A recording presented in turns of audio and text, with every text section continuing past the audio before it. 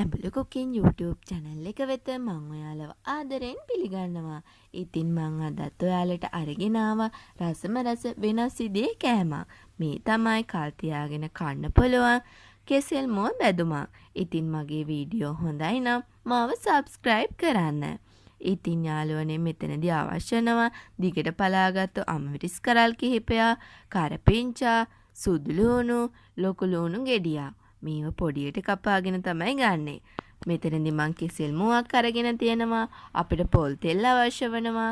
මෙතනදී මම හාල් මැස්ස තමයි අරගෙන තියෙන්නේ. මේ වෙනුවට උම්මල කඩ වගේ දෙයක් උනත් භාවිතා කරන්න පුළුවන්. රස අනුව ලුණු, කෑලි මිරිස් ග්‍රෑම් 50ක් පමණ, සීනි මේස හැඳි 2ක් අවශ්‍ය වෙනවා. මුලින්ම භාජනයකට වතුර ටිකක් අරගෙන ඒ සඳහා ලුණු ටිකක් දිය කර ගන්නවා. ඒකට යාළුවනේ කරන්නේ අපේ කෙසෙල් මුව ටික මේකට කහට ගැහෙන්නේ නැතුව කපලා දාගන්න ඕනි නිසා. මේකට ඔයාලට ලුණු වෙනුවට දෙහි එකතු කරගන්නත් පුළුවන්. ඉතින් දැන් මෙන්න මේ ආකාරයෙන් සිහින්ව පොඩි කෑලි වලට තමයි අපේ කෙසෙල් මුව කපා ගන්නෙ. මෙන්න මේ ආකාරයට ඔයාලත් ඔයාලගේ කෙසෙල් මුව කපා ගන්න. ඉතින් යාළුවනේ මේක පොඩි වෙන තරමට අපිට බැද ගන්නත් ලේසි. මේක කල් තියාගන්න හදාගන්න එකක් නිසා අපිට බැද ගනිද්දි පොඩියට කපා ගත්තම තෙලුත් ඉතුරු කරගෙන ඔක්කොම ටික හොඳින් බැද ගන්නත් පුළුවන්.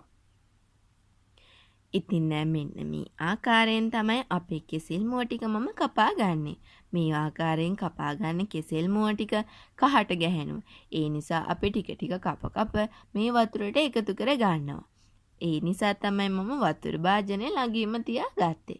ඉතින් මෙන්න මේ ආකාරයට අවසානයේදී හොඳින් කෙසෙල් මුව ටික පොඩි කරගෙන මේ ආකාරයෙන් හදා ගන්න ඕනි. ඊන්පසුව මේකේ හොඳින් වතුර බේර ගන්න ඕනි. අපිට කෙසෙල් මුව ටික හොඳින් මිරිගෙන පෙරණ එකට දාගෙන ඉතුරු වතුර ටික බේර ගන්න පුළුවන් යාළුවනේ. ඉතින් දැන් මෙන්න මේ ආකාරයට තමයි මම ඒක කරගන්නේ. ඉන්පසුව විනාඩි 3-4ක් තියලා මේකේ හොඳින් තෙත හිඳුනම මෙන්න මේ වගේ ගැඹුරු තෙල් භාජනයක් අරගෙන මේ කෙසෙල් මුව ටික මම බැද ගන්නවා. ඉතින් මේ කෙසෙල් මුව ටික බැදගද්දි හොඳින් කලවම් කරමින් බැද ගන්න. නැත්නම් වටේ කෙසෙල් මුව ටික බැදිලා මැද ටික බැදෙන්නේ නැතුව තියෙන්න පුළුවන්. හරිම ආකාරයට හරිම ප්‍රමාණයට ලස්සනට රසට බැද ගන්න නම් මේ ආකාරයට කලවම් කරමින් අඩු ගින්දරේ අපේ කෙසෙල් මුව ටික බැද ගන්න ඕනි යාළුවනේ.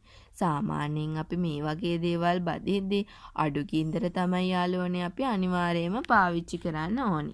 එතකොට තමයි අපිට හරියාකාරව මේක කරගන්න පුළුවන් වෙන්නේ. මේ බලන්න සාමාන්‍යයෙන් විනාඩි 3-4ක් බැදගත්ත මගේ කෙසෙල් මුව ටික. රන්වන් පාටට ලස්සනට අපේ කෙසෙල් මුව ටික ඇවිල්ලා තිනවා. ඉතින් අවසානයේදී මම මගේ අවසාන කෙසෙල් මුව ටිකත් මේ ආකාරයෙන්ම බැද ගන්නවා. ඉන්පසුව අපි සූදානම් කරගත්ත පොඩියට කපාගත්ත ලොකු ලුණු ගෙඩිය, සුදු ලුණු ටික, කරපිංච ටික හා අමමිරිස් ටික මේ ගැඹුරු තෙල් එකේම හොඳින් බැද ගන්නවා.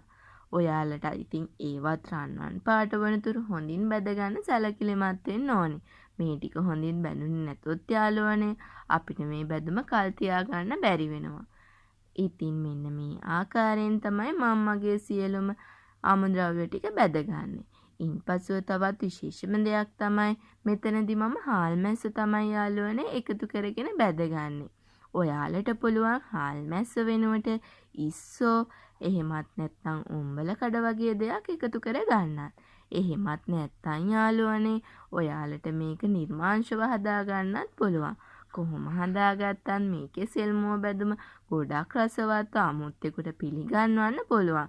ඒ වගේම ඔයාලට අවශ්‍ය වෙලාවකදී දානි ගෙදරකදී මඟුල් ගෙදරකදී මේ කෑම චිලි පේස්ට් එකක් වගේ වෙනුවෙන් එකතු කර ගන්නත් පුළුවන්. රටේ ඉන්න යාළුවෙකුට උනත් හදලා යවන්න පුළුවන්. ඊටා රසවත් දේශීය කෑමක්.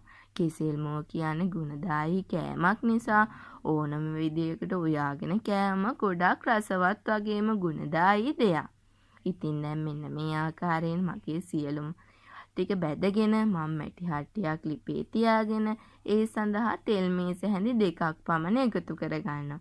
මෙතනදී ගොඩක් තෙල් එකතු කරගන්නේ නැහැ. තෙල් ටික හොඳින් රත් වෙනකොට අපේ කෑලි මිරිස් ටික එකතු කර ගන්නවා. මෙතනදී කෑලි මිරිස් ටික එකතු කරගෙන හොඳින් කලවම් කරගන්න ඕනේ. ඉන්පසුව රස අණුව ලුණු හා සීනි මේස හැඳිනග මේ සඳහා එකතු කරගෙන හොඳින් කලවම් කර ගන්නවා. අවසානයේදී අපි බැදගත්ත සියලුම දේවල් මේකට එකතු කරගෙන හොඳින් කලවම් කරගෙන ලිප් ඕෆ් කර ගන්නවා. මේක හොඳින් නිමෙන්න තියලා වීදුරු භාජනයකට දාගත්තම මේක සාමාන්‍ය සති 2-3ක් උනත් තියාගෙන කන්න පුළුවන්. ශීතකරණ එක තියෙනව නම් ඊටත් වඩා කාලයක් තියාගෙන කන්න පුළුවන්. මේ වගේම තවත් වීඩියෝ එකකින් මම ඔයාලව හමු වෙන්න එන්න.